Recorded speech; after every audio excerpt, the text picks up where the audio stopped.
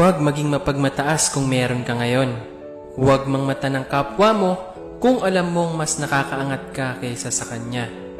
Tulad nga ng kasabihan, bilog ang mundo. Hindi pare-pareho ang ikot nito. Baka pagising mo, ikaw na ang minamata ng tao.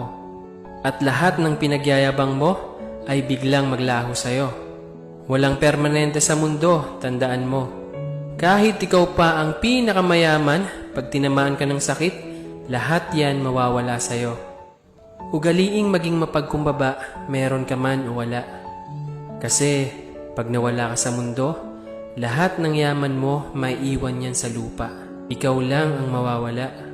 Pero yung kabutihang pinapakita mo sa kapwa mo, di yan mawawala.